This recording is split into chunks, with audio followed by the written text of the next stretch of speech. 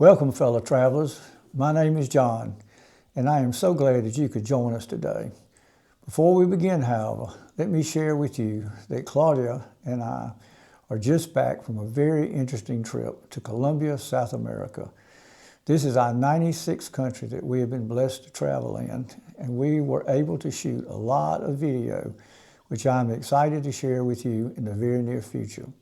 But today, our flight will take us to Iceland, a land shaped by fire and ice, where Vikings first settled over 1,000 years ago, carving out a life in one of the most rugged and beautiful places on earth. On this part of our journey, we'll explore Iceland by sea and by land, cruising on a brand new ship along its rugged coastline, taking in majestic waterfalls, visiting islands both new and old, and ending the day watching geysers erupt from the earth. So come with me on this journey and let's explore this incredible place together. Let me show you where we'll start. We will be right here on the east coast of the United States, and we will fly direct to Iceland, this little island in the middle of the ocean here. So come join me, let's grab our passports, and let's get started. Arrived from the airport to the capital city of Reykjavik this morning, and although we're running a little bit late getting in from the airport, we were invited to have lunch at a beautiful restaurant. It's called The Pearl, and you can see why looking at this picture that it might be called that. It happens to be a very functional restaurant. It is a huge glass dome, and it's supported by 6 tanks. Each one of those tanks that you can see there contain 1 million gallons of geothermally heated water, and it supplies the capital city with heat and water, and nobody has to pay for that. So we had a great lunch, had a 360 view of the beautiful capital city, and when we finished up from there, we boarded our ship, and I might mention it's a brand new ship, something I never had the opportunity to do before, to actually be the first passengers on the ship. And I'd like for you to look at that beautiful picture. Isn't that a gorgeous, beautiful ship? It was called like a yacht design. And if you just look at it, it almost begs for you to board that and have some kind of a great, wonderful adventure. And the fellow that Claudia and I are standing with, we found out that this fellow owns the company and designed that ship, and actually flew down and was captain on our voyage since it was the very first trip. You can kind of tell it looking at him, he was very proud. So we left the harbor that evening, went down some beautiful scenery along the way. Because of the fact that it stays light so long in Iceland, it's almost like going to the Antarctica. It almost never sets, and so we didn't waste any time the rest of that day.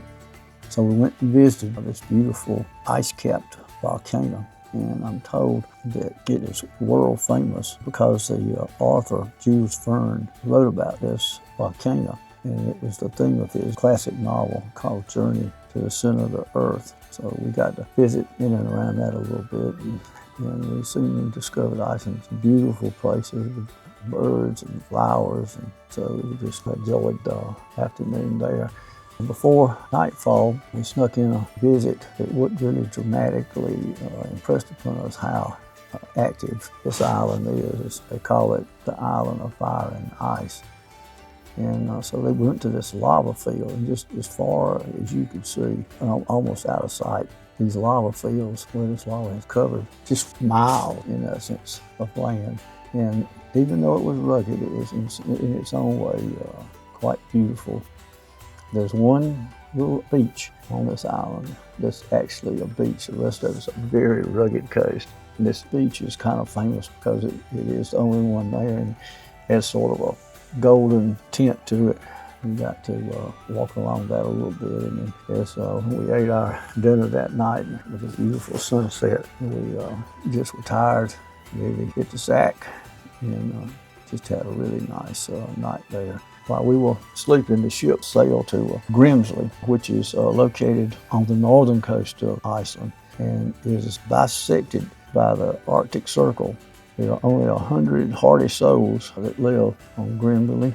There's one small but active church, beautiful little church. Got to visit inside there. Of course, one of the highlights is being able to actually walk across the Arctic Circle line You might imagine what a photo op that is. So we enjoyed that. As soon as we got to get our picture taken, we boarded these Zodiacs and we got to explore the cliffs around Grimsley. It's just sort of an endless scene of these terns which come here to hatch out their little chicks. And you see them, all across the cliff there. You can see the little baby chicks. And of course, as all babies are, they're always hungry. And mom's trying to keep up with feeding them. They sort of stay in colonies. Terns and gulls stayed on one side, and on the other side, you had these very comical puffins. And they actually are good to eat, and people there harvest them. But today we were just enjoying watching them. And this little fellow right here got these smells. The males fly out over the ocean and they dive down and get these little small fish. And they take them back to the females and they offer these as a gift to the female. I thought to myself, not such a bad approach. Also, while we were on those Zodiacs, we got to observe all these orcas. My comfort level in the Zodiacs wasn't quite as good once I started seeing these things. I wasn't exactly sure what they were hunting, and nobody ever explained it to us, but there were a bunch of them. And they were actually feeding on something, so I was glad to get a picture of them. I was glad to get back on land, if you don't know the truth. After that, we drove to a restored fisherman's village, sort of like going to Williamsburg in the United States. It's like a sort of a reenactment kind of thing. You got to see exactly how these folks lived in this rugged environment before the 20th century. And you can just see that all the types of equipment that they used and had to fish with. They fish year round. You can see this fellow in the open boat, which is what they row those boats out into the North Atlantic and fish, bottom fish. And you can see that's outfit he's modeling here. And that's like their version of what like a wetsuit would look like today. You can imagine being out in the North Atlantic in the wintertime with whatever that's made out of. I can't visualize it being very comfortable. Of course, they fish year round. They sell that fish fresh, but most time back at that time they were salted. You can see them drying it on these racks right here. They pack it in barrels and ship it literally around the world. And most of these older houses were built down in the ground.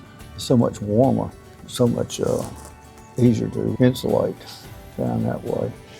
When we got through there, we crossed on a short ferry trip over to a little island called Berger. And this little village is inhabited only by 4 generations by the very same family since 1884.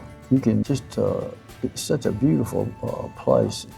And this family, they basically make their living hunting puffins and collecting the down from the eider ducks. And you can see these ducks coming out of the water right here. The interesting thing about this, these ducks are wild and they live in the ocean. They're trained to come up onto this island and they go in. You see this rock wall, this a good little ways around the island. And these little pigeonholes, the ducks go in there to nest. And the way they nest, they pull down out of their breast. And these folks harvest that down and they make these beautiful down comforters out of that down. They use that as a means of supporting their family along with hunting the puffins. They had those down comforters on display. They were beautiful, soft and fluffy. And they were expensive. So we enjoyed. First thing is we didn't think we could ship one home. The second thing is we didn't think we wanted to afford shipping one home. So we just admired them and left them there. After that, we sailed on to the trading post called Akureyri. And it is called the capital of northern Iceland. And during World War II, this place is so far north it became the important Norwegian/Britain fighter squadron base where the planes would fly and cover the ships coming across the North Atlantic, protect them, to the best of their ability from the German submarines. Today, it is home of the northernmost golf course in the world, though it's located just 60 miles from the Arctic Circle. This village has some of the warmest weather in the whole country, and it is the largest fishing port and trading capital in the northern part of Iceland. It also has a beautiful little church there that dates back to 1703. As a side note here, let me just say that Iceland is the oldest parliament in the world. It was first convened in 930 AD, and that governing body banned paganism and voted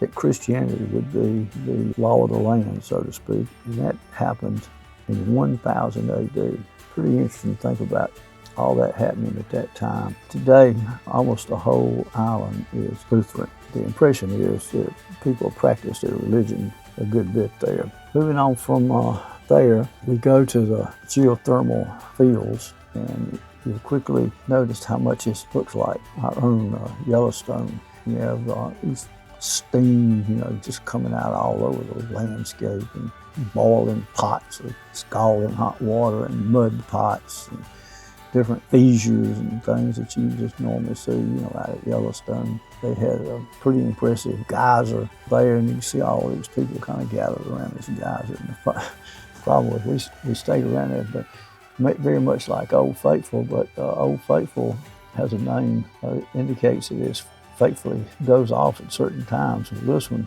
goes off, but it doesn't go off at certain times, and so you just have to wait around for it to make up its mind. And but it finally did its thing and made a pretty impressive imitation of Old Faithful. Iceland is full of surprises, from its volcanic beginning to the stories of those who made a life here so many years ago, and even the wildlife that still call this place home. Ending the day watching a geyser erupt is something you won't soon forget. If you enjoyed this journey, be sure to like and subscribe so you won't miss what's coming next. And you can find the books of short stories I've written about the great outdoors over on my website, so be sure to check it out. On our next adventure, we'll continue our journey through Iceland, starting at the famous Blue Lagoon and heading to the place where you can literally stand on two continents at the same time. Until then, keep making memories in the great outdoors with those you cherish the most. And let's keep exploring this amazing world together. God bless.